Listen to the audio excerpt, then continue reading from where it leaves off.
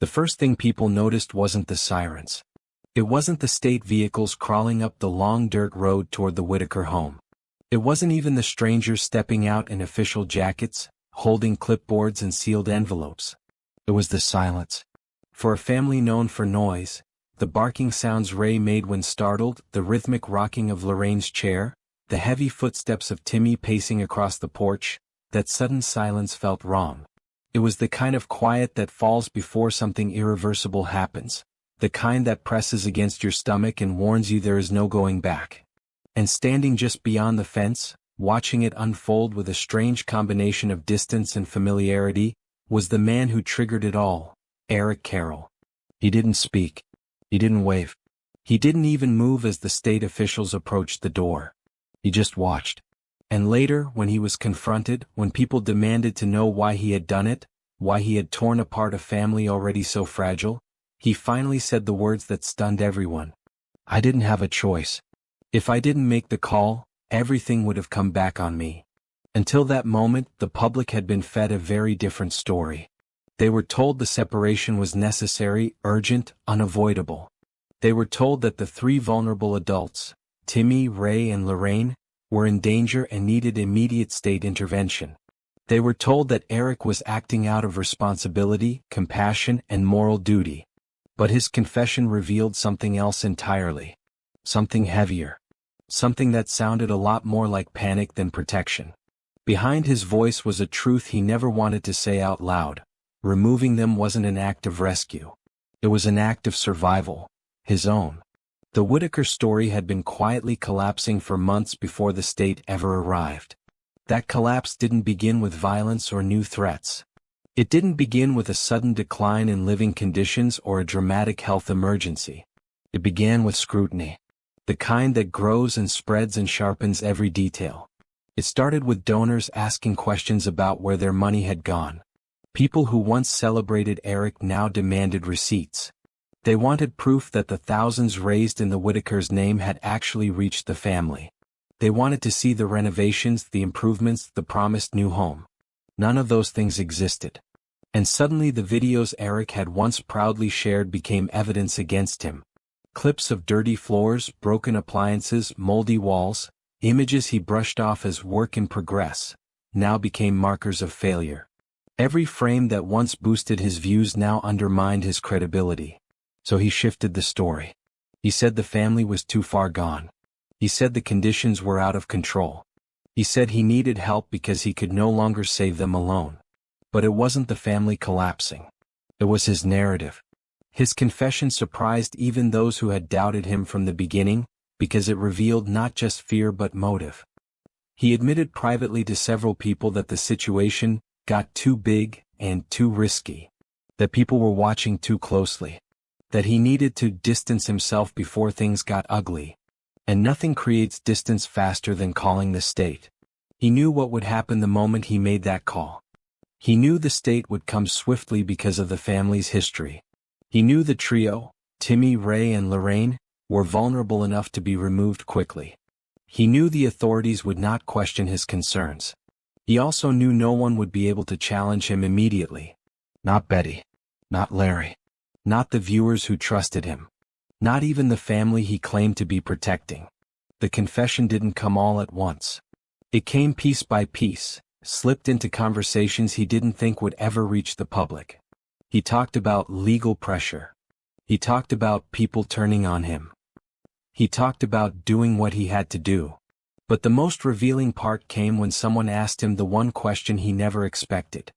If they were really in danger, why did you wait so long to report it? He froze, not physically but verbally.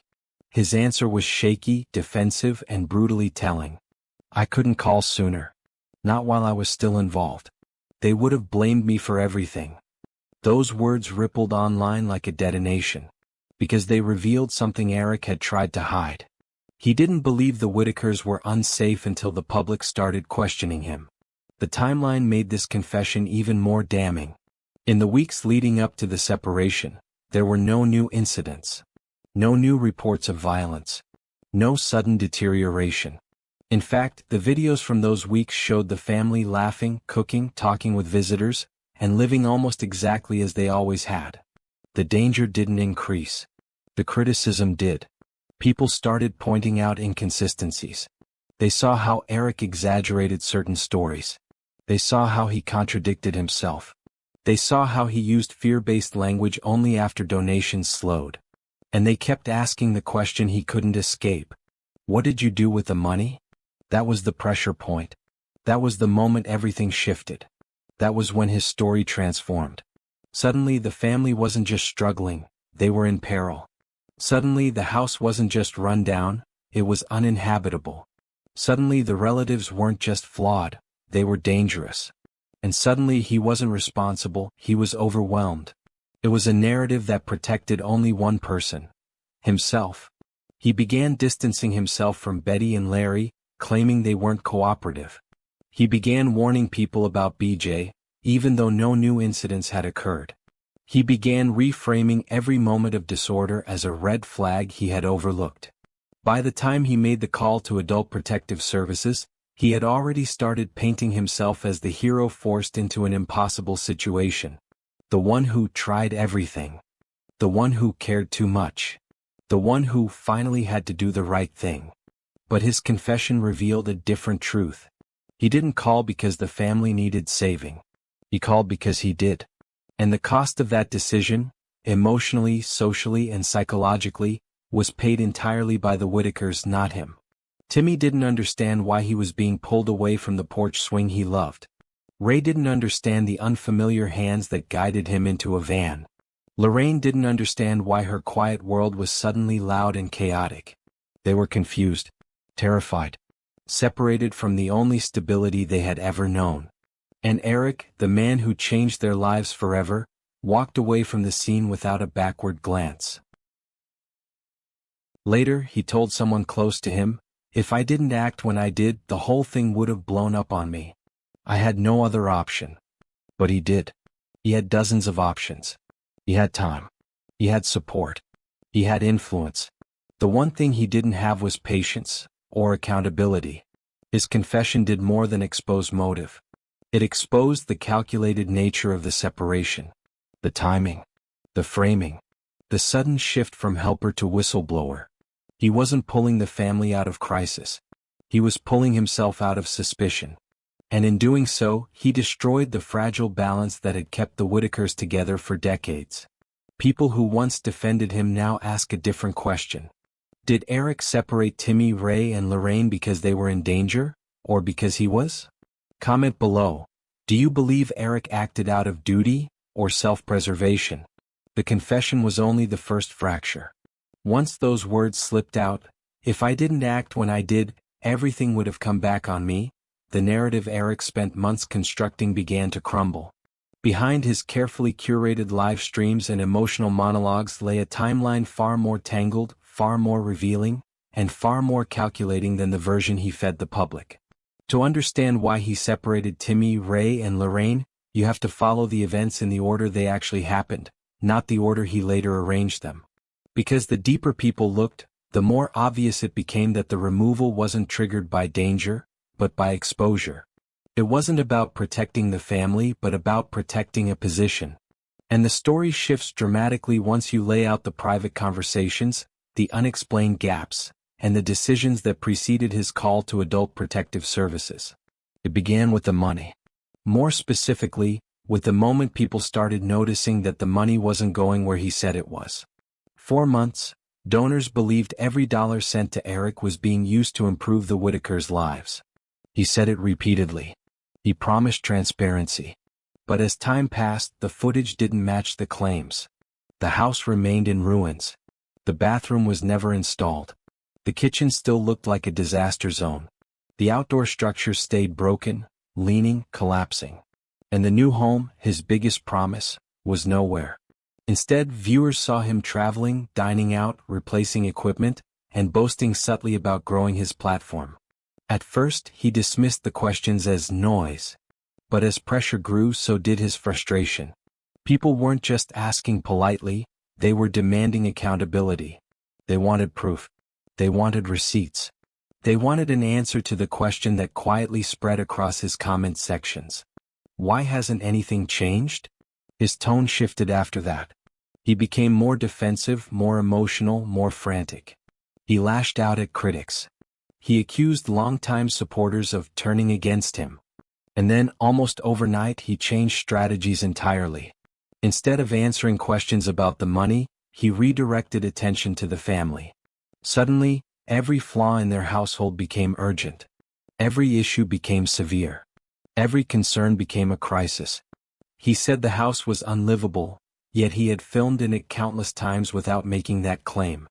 He said the family was unsafe, yet he had reassured viewers for months that he had everything under control.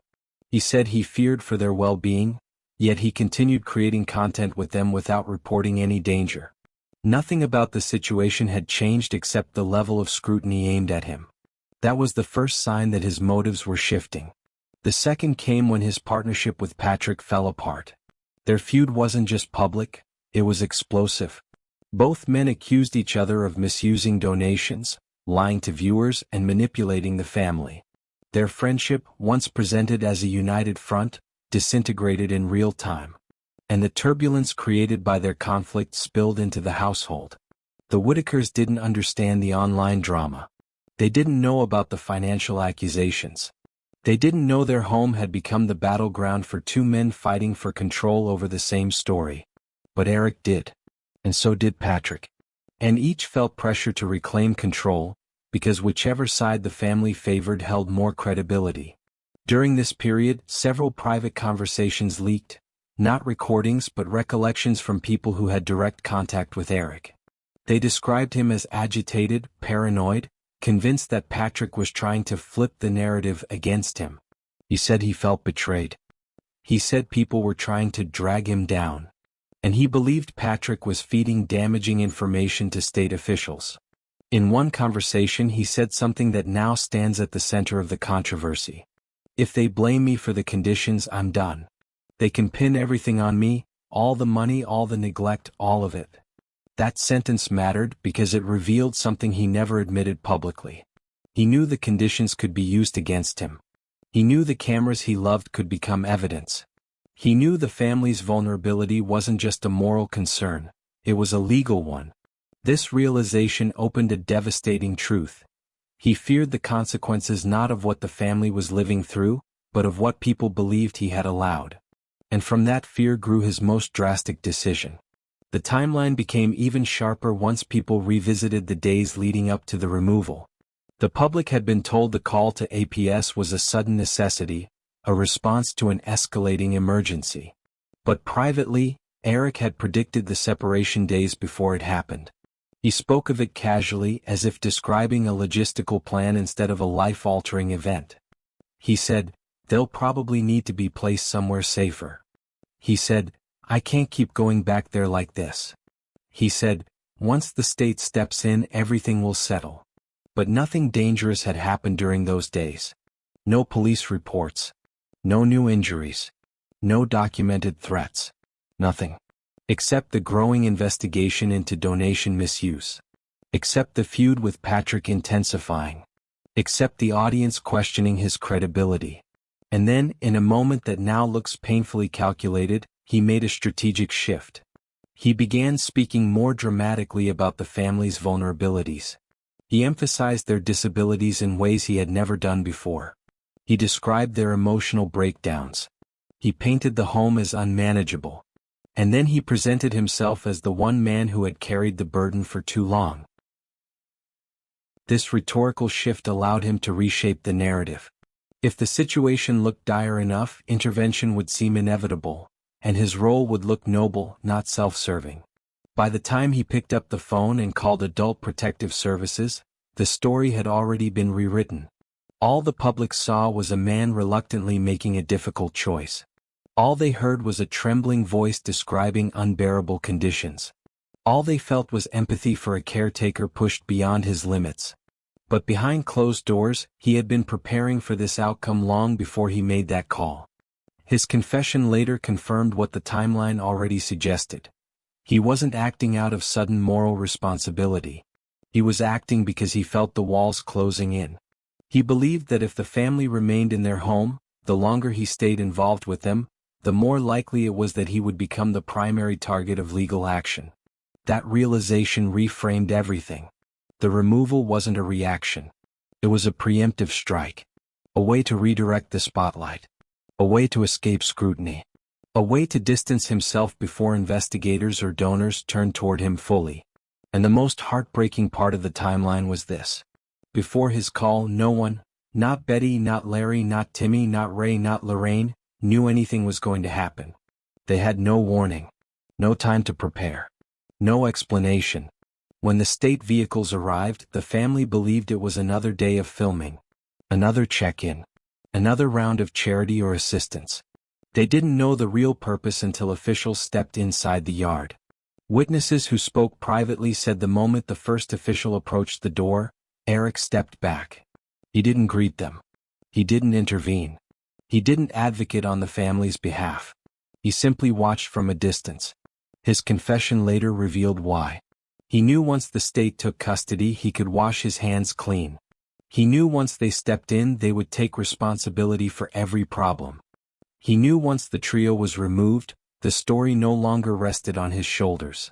The call wasn't about saving the family. It was about saving himself.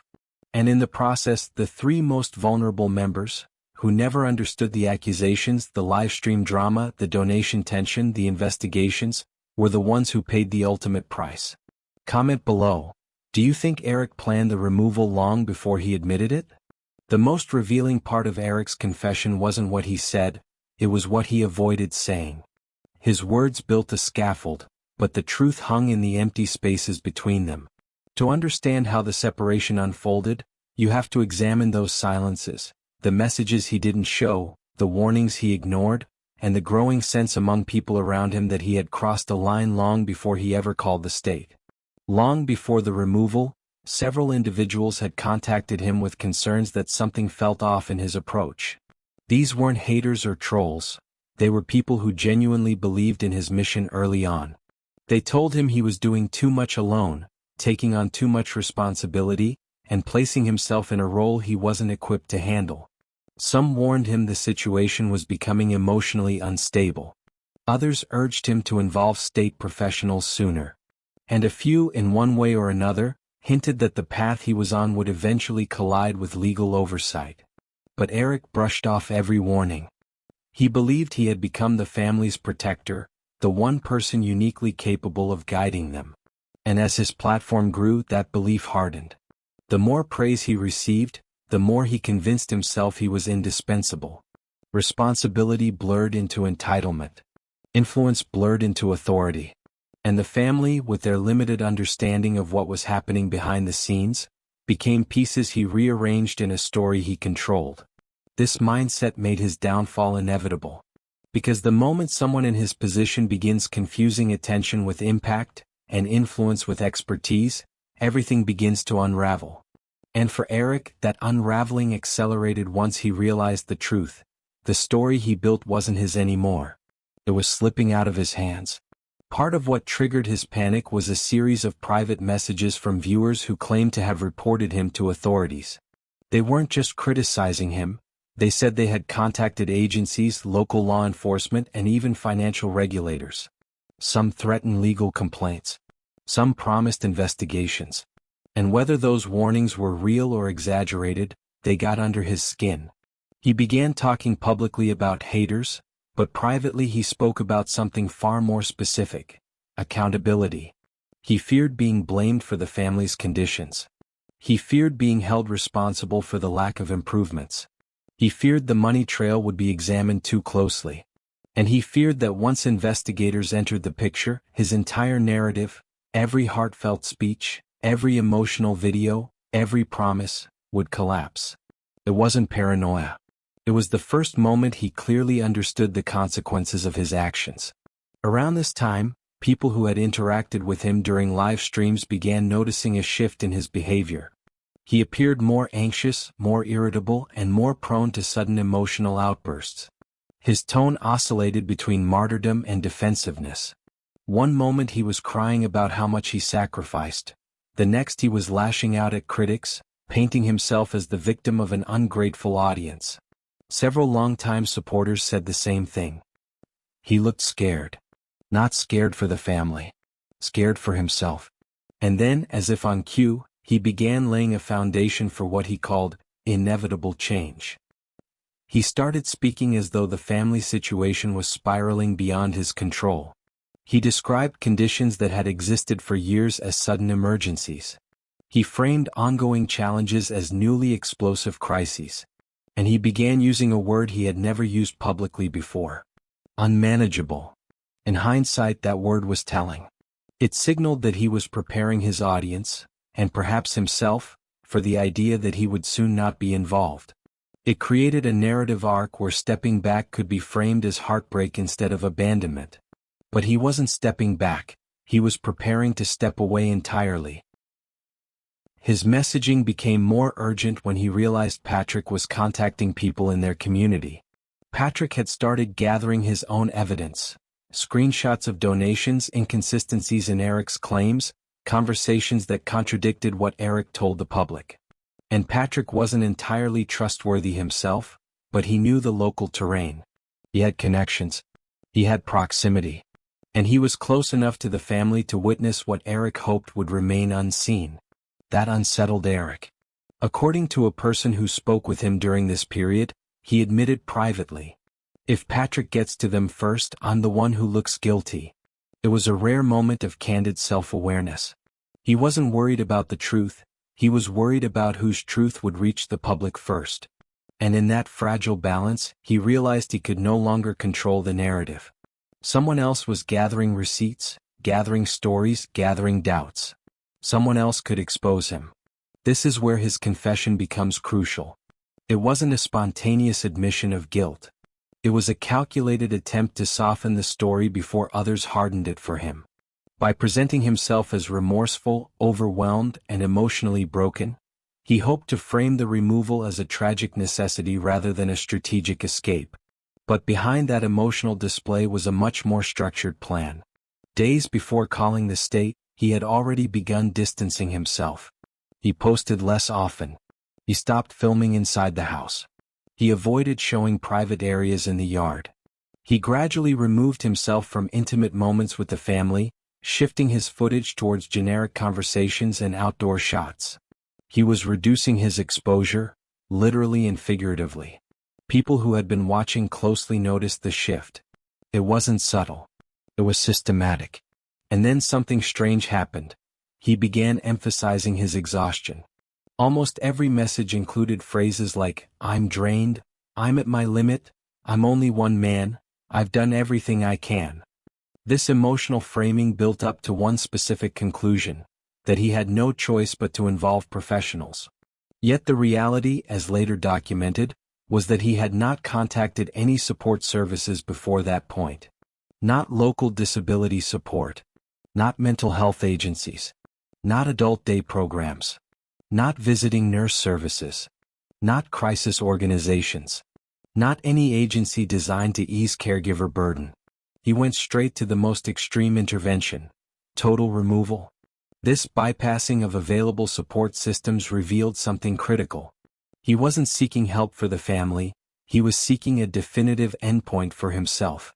Any lesser intervention would have required continued involvement, continued oversight, continued responsibility.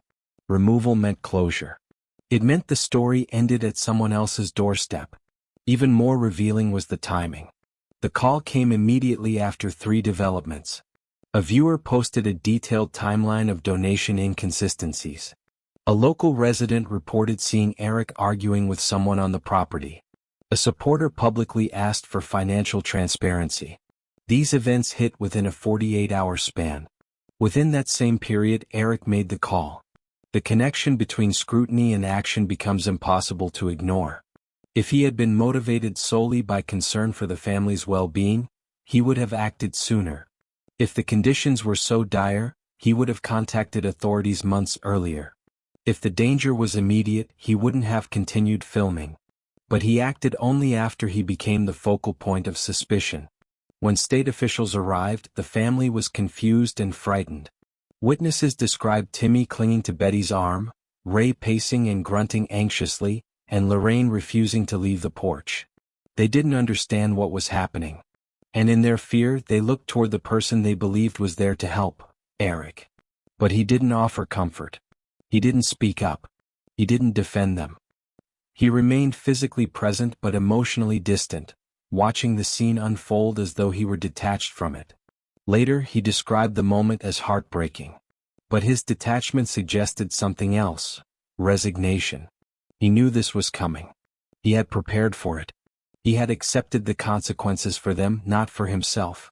After the removal he didn't check on them. He didn't accompany the family to the facility. He didn't offer to help navigate the process. He didn't provide support to Betty or Larry in the aftermath. He withdrew completely. And when questioned he said only one haunting line: "I did." Public reaction split sharply. Some viewers praised Eric as heroic, convinced he had rescued the three from squalor. Others condemned him as manipulative, a man who played savior for the camera and executioner behind the scenes. And a third group, the quiet observers, simply felt uneasy. It was too fast, too abrupt, too clean. The timing didn't align with the narrative he presented. And the more people examined the truth, the more the story shifted away from protection and toward something far more troubling: self-preservation disguised as morality. Behind the scenes, local authorities noted something Eric never addressed openly. Once the family was taken, APS and law enforcement attempted to follow up with him for additional information. He didn't respond. Not to calls. Not to emails. Not even through the social media accounts he once used daily. He had inserted himself into the most vulnerable part of their lives, initiated a state-level intervention, and then severed all ties the moment they were removed. It was exactly the kind of disappearance a guilty man orchestrates when he knows the consequences no longer sit on his shoulders. The emotional burden, the confusion, the fear, the bureaucratic maze, all of that landed squarely on Betty and Larry. They didn't know how to navigate state systems. They didn't have transportation, legal knowledge, or formal education. They didn't even understand the terminology used in the paperwork they received later, long after the removal. And there was no one to translate it for them. No advocate. No social worker guiding them step by step. Certainly not Eric. For them, the removal felt like a punishment for surviving the only way they knew how. Meanwhile, in facilities far from the mountain road they once walked every day, the three adults experienced their own form of disorientation. The sudden change from familiarity to white walls, scheduled meals, clipped voices, and rotating staff was not a transition. It was a shock.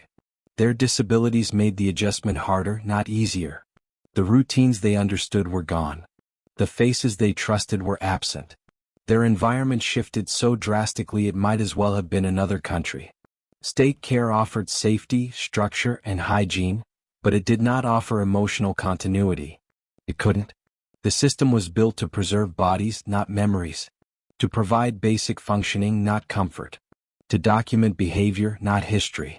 And so, the three who had lived decades defined by rhythm and repetition entered a world where nothing was predictable, no one spoke in ways they understood, and the people who had been their anchors vanished overnight. The tragedy is not that they were placed in care. The tragedy is how it happened. Abruptly. Without preparation. Without compassion. Without acknowledgement of what such a transition would do to their internal world. And all the while, Eric spoke of guilt, of heartbreak, of burden, but he never spoke of responsibility. To him, the removal was the end of a chapter. To the family, it was the beginning of a wound that would never fully close. His confession, when it finally came, was framed as transparency. But it sounded like a performance meant to soften the image of a man who had already made his exit. He talked about failing the family but not about the ways he used them. He talked about emotional weight but not about the financial inconsistencies. He talked about fear but not about what, or who, he was actually afraid of. The truth is that he confessed not to unburden himself, but to reshape the narrative before others could do it for him. It was a strategy, not an awakening. A controlled burn designed to prevent a wildfire he saw coming. And when the smoke began to clear, the only people left coughing in the ashes were Betty and Larry. In the end, the separation became a symbol of everything wrong with the way their story had been handled. Outsiders came not as helpers but as curators. They framed the family's suffering to suit their platforms. They used them for emotional engagement, for content, for income, for influence. And when the consequences arrived, those outsiders slipped away through cracks the Whittakers never saw coming. The most painful truth is this. The family lost 3 people in a single day. The public lost interest in a single week.